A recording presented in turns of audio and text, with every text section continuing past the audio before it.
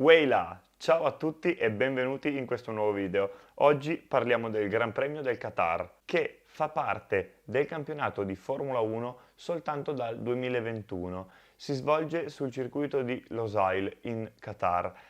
Per ora l'edizione del 2021 è stata l'unica che è stata disputata e la gara ha visto la pole position di Lewis Hamilton su Mercedes in 1 minuto 20 secondi e 827 millesimi. Il pilota britannico andrà poi anche a vincere la gara. Vediamo un attimo cosa è successo al layout di questo tracciato. Nelle settimane che hanno preceduto l'edizione del 2021, un'ispezione all'interno della pista ha portato al rifacimento della corsia dei box, con lo scopo di adattarla agli standard previsti dalla Formula 1, ma questa non è stata l'unica modifica effettuata, in quanto è stata migliorata anche la sicurezza della pista stessa, inserendo una serie di doppi cordoli. A causa della vicinanza del tracciato con il deserto, spesso il grip delle vetture sulla pista è compromesso. Per limitare questi danni il circuito è stato circondato su entrambi i lati da erba artificiale. Per il 2023 le maggiori modifiche saranno rivolte al pubblico, in quanto appunto sono state fatte delle nuove strade che facilitano l'accesso da parte degli spettatori al tracciato. Inoltre il tracciato conta 16 curve, di cui 10 a destra e le restanti 6 a sinistra. Una sola zona di RS posizionata sul rettilineo principale e l'asfalto della pista si presenta piuttosto abrasivo, motivo che spinge i team a scegliere mescole di pneumatici più duri, e inoltre nell'edizione del 2021 si è evidenziato un particolare consumo della gomma anteriore sinistra, cosa che ha causato ritiri e penalizzato la gara di diversi piloti. Il tracciato è ad alto carico aerodinamico per permettere alle vetture di danzare tra una serie di curve e l'altra. Il tutto rende l'intero percorso davvero molto tecnico e impegnativo. Il circuito da percorrere in senso orario misura 5,380 km, il che ci porta a capire che sarà necessario percorrere 57 giri della pista per raggiungere i 305 km che ci consentono di completare un Gran Premio. Ma salite ora a bordo di una monoposto con me per fare un giro del tracciato. Ci portiamo verso la prima curva, in cui scenderemo in quinta, stacchiamo a 75 metri e teniamo di forza la vettura in strada per poi richiamarla a destra per tagliare correttamente l'angolo di curva 2. Stiamo interni alla 3 e andiamo in piena accelerazione sul secondo rettilineo. Stiamo più all'esterno possibile, ci inseriamo in sesta nel doppio destra, lottando con la forza G per tenere in strada la vettura. Arriva poi la staccata di curva 6, in cui dobbiamo fidarci e lasciare entrare la vettura forte sfruttando l'appoggio del cordolo per rimanere in pista.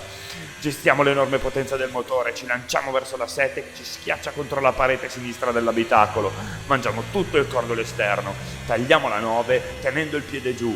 Nella 10 ci troveremo di nuovo ad aprire il gas con cautela, facendo scorrere la vettura lungo il curvone. Poi giù il gas, come voler sfondare il pedale dell'acceleratore. Queste 3 curve a destra si fanno così, a gas giù, resistendo ad una forza G continua incredibile. Nemmeno il tempo di prendere fiato ed arriva un'altra curva, questa volta a sinistra, da fare tenendo la monoposto dentro il tracciato a forza stando sul cordolo. Affondiamo, vediamo i cartelli scorrere a solo 25 metri dalla curva, si frena, quinta marcia e poi giù il gas per far urlare il motore fino a tagliare il traguardo. L'unico punto di sorpasso è rappresentato dalla sola zona di RS, presente sul rettilineo di partenza. Questa parte del primo settore è però subito interessata da una serie di curve che nella precedente edizione hanno permesso diversi duelli interessanti. Questo è sicuramente il punto in cui più probabilmente vedremo dello spettacolo. Parliamo ora della storia del circuito di Losail. È stato costruito solamente in un anno da 1000 lavoratori al costo di 58 milioni di dollari.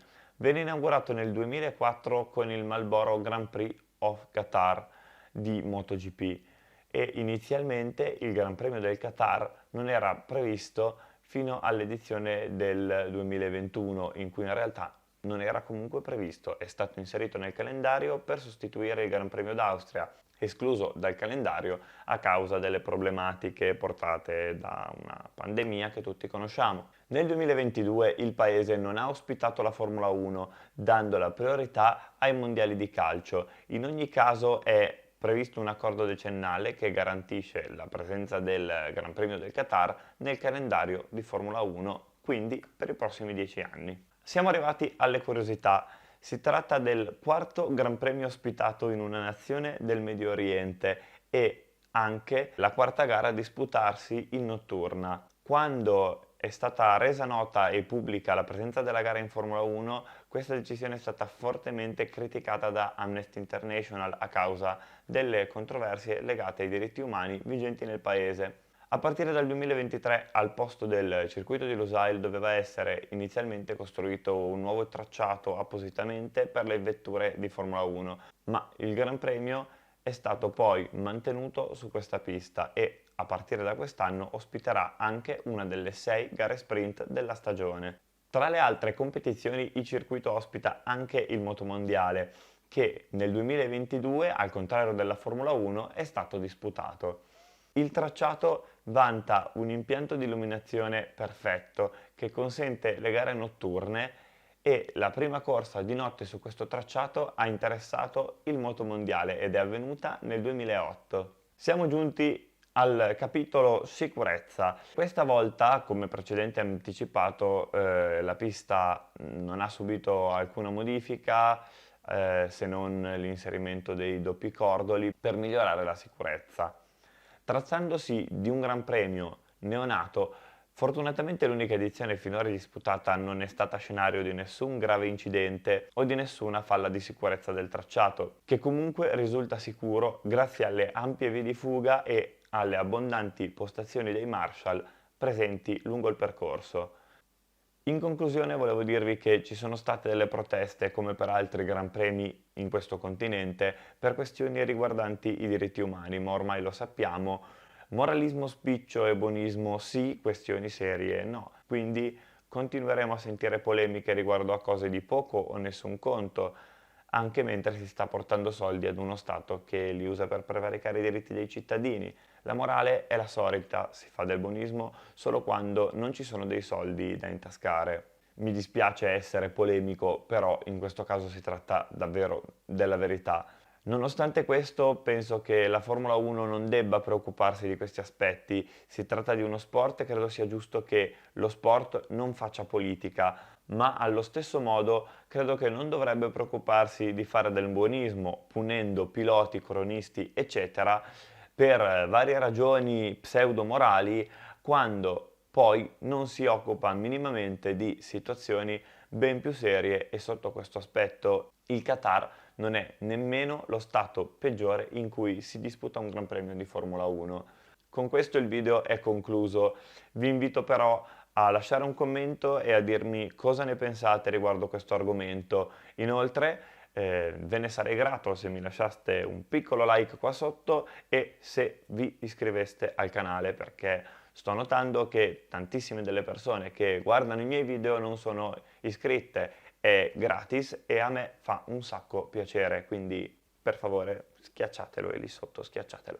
Grazie mille a tutti per avermi seguito e ci vediamo al prossimo video. Ciao!